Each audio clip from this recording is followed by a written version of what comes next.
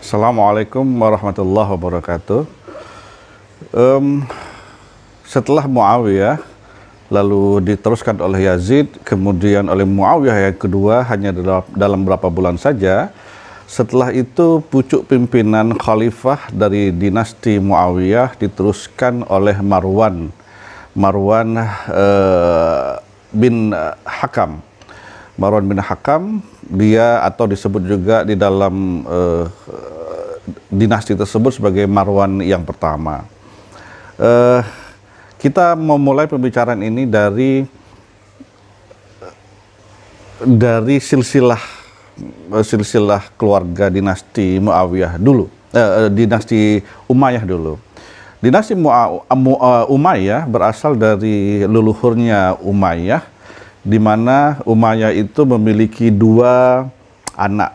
Yang pertama anaknya bernama Harb, yang kedua anaknya bernama Abul As. Harb inilah yang kemudian melahirkan Abu Sufyan, lalu Abu Sufyan melahirkan Muawiyah dan anak-anaknya. Kemudian dari Abul As ini melahirkan tiga anak. Yang pertama Affan, yang merupakan ayah daripada Utsman bin Affan. Yang kedua Hakam, ayah daripada Marwan. Kemudian Sa'ad, yang merupakan ayah daripada Amr bin Sa'ad. Nah, jadi dekat antara Marwan dengan Utsman bin Affan itu secara silsilah lebih dekat daripada Yazid, daripada Muawiyah kepada Utsman bin Affan. Oleh karena itu, ketika Utsman bin Affan menjadi khalifah, Marwan bin Hakam inilah yang menjadi sekretarisnya. Dan menurut ahli sejarah, para ahli sejarah mengatakan justru karena pendudukan Marwan bin Hakam ini sebagai sekretaris khalifah Utsman bin Affan, justru perangai atau perilaku daripada Marwan ini yang menjadi penyebab terjadinya ketidakstabilan politik pada saat Utsman bin Affan menjadi khalifah. Baik, pada masa Yazid menjadi khalifah, Yazid bin Muawiyah menjadi khalifah menggantikan bapaknya Muawiyah bin Abu Sufyan, Marwan sudah dibekali posisi politik pada saat itu sebagai gubernur Madinah. Namun seperti kita ketahui, kejadian Karbala terjadi pada masanya Yazid dan itu betul-betul mencederai dan memukul perasaan seluruh kaum muslimin. Kenapa? Karena kaitannya dengan Husain, cucu Rasulullah SAW. Maka setelah kejadian Karbala itu, orang banyak yang tidak simpati lagi dengan Yazid. Dan bahkan dengan dinasti Umayyah ini, orang sudah tidak simpatik lagi. Oleh karenanya, setelah kejadian Karbala, di Madinah, Abdullah bin Zubair melakukan movement politik untuk menggantikan dinasti Umayyah tadi dengan mendeklarkan diri sebagai khalifah di sana. Nah, sehingga ketika dia mendapatkan dukungan oleh masyarakat Madinah sebagai khalifah dalam tanda kutip pada saat itu, dan didukung oleh masyarakat Madinah karena rasa sakit hati terhadap kejadian Karbala, maka seluruh keturunan, anak keturunan Bani Umayyah diusir dari Madinah, termasuk Marwan sendiri. Padahal pada saat itu Marwan ikut menyesali kejadian itu dan ingin mengakui, memberikan suaranya atau kesetiaannya kepada Abdullah bin Zubair sebagai khalifah tandingan pada saat itu. Namun Abdullah bin Zubair tetap bersikukuh dengan keputusannya untuk mengusir siapapun dari keturunan Umayyah untuk keluar dari Madinah, termasuk Marwan yang pada saat itu gubernur di Madinah dan de facto dia ingin mengakui kekhalifahan tandingan dari Abdullah bin Zubair, sehingga dia pun akhirnya tersingkir ke Syria. Dan itu menurut catatan sejarah mengatakan ini salah satu kesalahan terbesar daripada Abdullah bin Zubair dengan mengusir Marwan. Padahal Marwan sudah mau tunduk kepada dia. Jika saja tidak diusir Marwan dan tunduk kepada dia, mungkin sejarah peradaban Islam akan lain, tidak seperti sekarang ini. Nah, balik lagi kepada Muawiyah yang kedua, ketika beliau sakit-sakitan dan tidak siap menjabat sebagai khalifah dan hanya dalam beberapa bulan kemudian mundur sebagai khalifah, kekosongan pimpinan itu ternyata membuat politik kacau di kekuasaan daerah-daerah, seluruh daerah-daerah kekuasaan Islam, termasuk di dalamnya kekacauan di Madinah, di Mekah dan lain sebagainya. Apalagi rasa sakit hati terhadap kejadian Kabalah itu masih ada. Oleh karenanya dengan kekacauan politik itu terjadi perpecahan kekuasaan. Gubernur Irak yang pada saat itu dijabat oleh Ubaidillah bin Ziyad, Ubaidillah bin Ziyad mendeklar sebagai khalifah. Di lain pihak di Hijaz, seperti tadi yang kita sebut, di Hijaz itu adalah daerah yang termasuk Makkah dan Madinah. Abdullah bin Zubair mendeklarkan diri sebagai khalifah, sehingga terjadi perpecahan kekuasaan di situ dan kekuasaan kosong karena Muawiyah kedua sudah mundur. Nah, dan yang menjadi masalah adalah ketika bulat suara di Makkah dan Madinah untuk mendukung Abdullah bin Zubair, namun ketika kekuasaan itu dideklar oleh Ubaidillah bin Ziyad di daerah Syria, ternyata Syria juga terpecah menjadi dua, yaitu bagian utara mendukung Abdullah bin Zubair sebagai khalifah dan bagian selatan mendukung Ubaidillah bin Ziyad sebagai khalifah, terpecah. Dan lagi di bagian selatan daripada Syria itu juga tidak kuat karena di bagian Kufah justru orang-orang mendukung Abdullah bin Zubair sebagai khalifah. Oleh karenanya untuk menguasai seluruh Syria, Damaskus Syria, maka Ubaidillah bin Ziyad mengirim utusan kepada penduduk Kufah untuk menyatakan kesediaannya, membujuk mereka menyatakan kesetiaannya kepada Ubaidillah bin Ziyad, bukan kepada Abdullah bin Zubair yang berkedudukan di Madinah.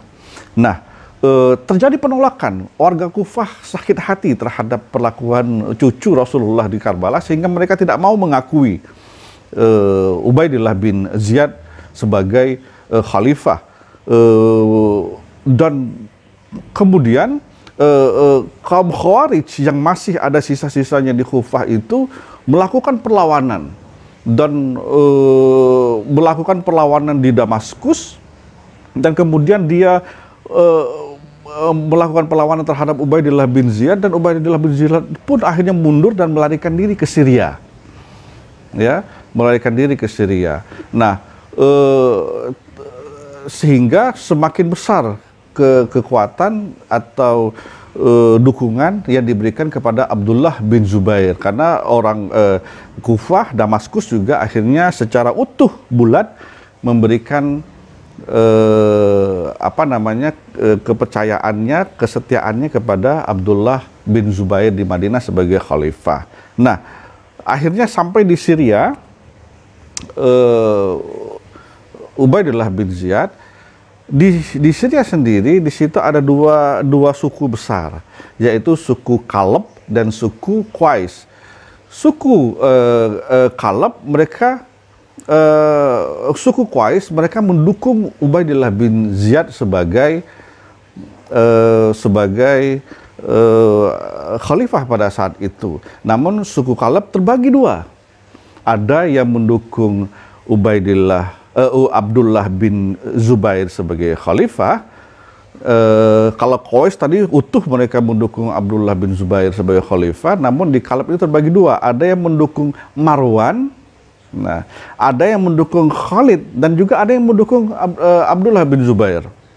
Sehingga menurut kalkulasi Abdullah bin Ziyad yang lari dari Damaskus tadi itu, dia melihat bahwa ini akan tergerus ini kekuasaan yang sebenarnya, sehingga semuanya nanti akan beralih kepada Abdullah bin Zubair. Itu dikhawatirkan oleh Abdullah bin Ziyad, sehingga dia pikir dengan ini akan terjadi berakhirnya kekuasaan Bani Umayyah, sehingga ia mencoba untuk merangkul seluruh keluarga Bani Umayyah yang tadi diusir dari Madinah ke Syria, termasuk di dalamnya Marwan, Khalid bin Yazid dan sebagainya, untuk berkumpul melakukan konferensi rapat besar. Di situ Ubaidillah mengatakan kepada seluruh Bani Umayyah yang ada, jangan sampai kekuasaan jatuh kepada Abdullah bin Zubair. Kekuasaan khilafah ini harus tetap berada di tangan Bani Umayyah. Dan mereka setuju. Mereka setuju. Hasil daripada konferensi besar Bani Umayyah tadi menghasilkan dua hal pokok. Yang pertama, Marwan menjadi khalifah. Pada saat itu Marwan bin Hakam menjadi khalifah. Ketika Marwan nanti lengser, maka akan diteruskan oleh Khalid bin Yazid, anaknya Yazid. Kemudian setelah Khalid bin Yazid selesai masa khalifahnya, akan digantikan oleh Amr bin Sa'ad. Jadi mereka sudah menyusun sampai 3 generasi nanti yang akan menjadi khalifah ini. Itu hasil pertama. Yang kedua, Marwan bin Hakam menikahi ibunda daripada Khalid bin Yazid, jandanya daripada Yazid bin Muawiyah tadi. Jadi 2 poin itu. Marwan jadi khalifah, nanti setelah Marwan akan jadi Khalid kemudian kepada Amr bin Sa'ad, lalu Marwan pada saat itu menikahi ibunda daripada Khalid bin Ziyad, Khalid bin Yazid, janda daripada Yazid bin Muawiyah. Di situ kesepakatan konferensi Bani Umayyah tadi. Dan sejak saat itu Marwan berusaha untuk merebut Syria secara bulat untuk menjadi penyokong atau supporter bagi dia, dan berhasil. Marwan menaklukkan seluruh warga Syria untuk tunduk kepada dia. Setelah itu dia melakukan ekspansi lagi. Karena suara-suara di daerah lain masih banyak yang mendukung Abdullah bin Zubair, maka dia mencoba untuk merebut suara yang ada di Mesir. Ketika mereka menyerbu Mesir, dibagi dua, tentara dibagi dua, satu di bawah pimpinan Marwan sendiri, dan satu batalion tentara yang lainnya dipimpin oleh Amr bin Sa'ad. Mereka berhasil kemudian menundukkan Mesir, dan Mesir akhirnya tunduk kepada Marwan dan mengakui Marwan sebagai khalifah.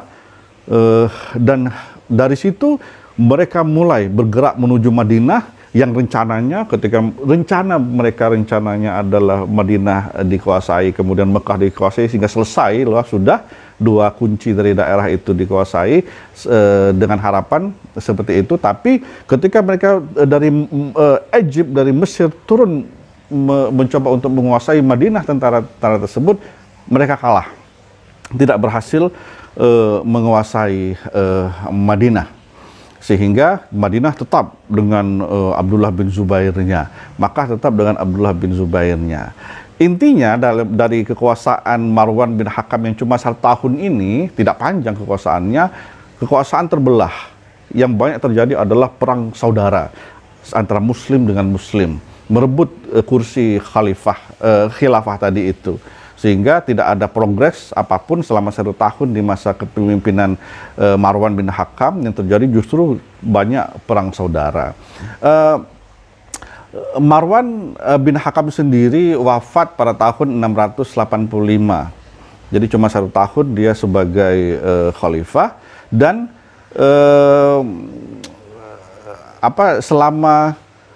selama beliau menjadi khalifah tadi kita sebutkan tidak ada progres apapun, dan katanya menurut kebanyakan ahli sejarah mengatakan Marwan bin Hakam wafat tahun 685 karena dibunuh oleh istrinya Fakhita, yang merupakan ibunda daripada Khalid bin Yazid tadi. Kenapa demikian? Karena ternyata yang tadi kesepakatan bahwa setelah Marwan maka yang jadi Khalifah Khalid, kemudian yang menjadi khalifah setelah Khalid adalah Amr bin Sa'ad.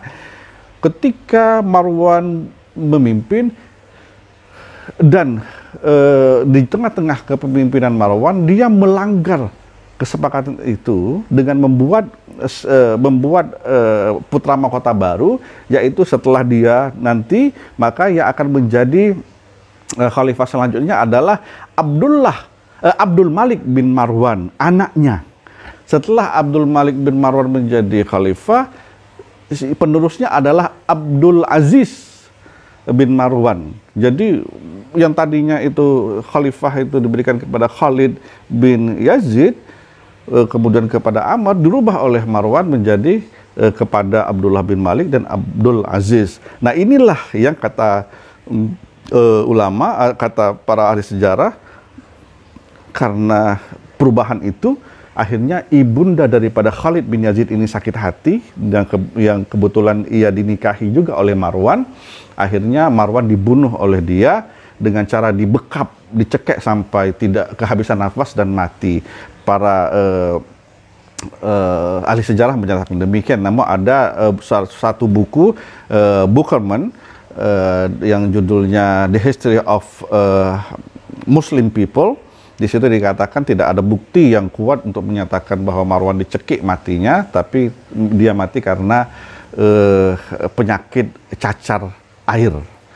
Nah, tapi intinya adalah dia cuma berkuasa 1 tahun, kemudian suksesi pun dirubah, tidak jadi kepada Khalid, tetapi kepada anak-anaknya. Nah, di sini sejarawan juga mengatakan bahwa inilah hebatnya Marwan, di mana kekuasaan yang tadinya berada di tangan Harb, keturunannya Harb ibnu Abu Sufyan dan Muawiyah, akhirnya beralih kepada keturunannya Abdul As, ya, anak daripada seluruhnya Umayyah, Abdul As, kepada Hakam, keluarganya Hakam tadi itu, kepada dinastinya Abul As, tidak lagi kepada keturunannya Harb dari Umayyah tadi. Nah, disinilah berjalan sampai puluhan tahun kekuasaan Bani Umayyah itu berada di jalur Abul As. Nanti kita akan terus berbicara tentang kelanjutan daripada khilafah-khilafah setelah Marwan bin Hakam atau Marwan I ini. Sekali lagi beliau cuma berkuasa 1 tahun, dan dalam 1 tahun itu banyak perang saudara yang terjadi. Demikian, semoga menjadi bahan renungan bagi kita di dalam membangun jejak sejarah Islam selanjutnya. Assalamualaikum warahmatullahi wabarakatuh.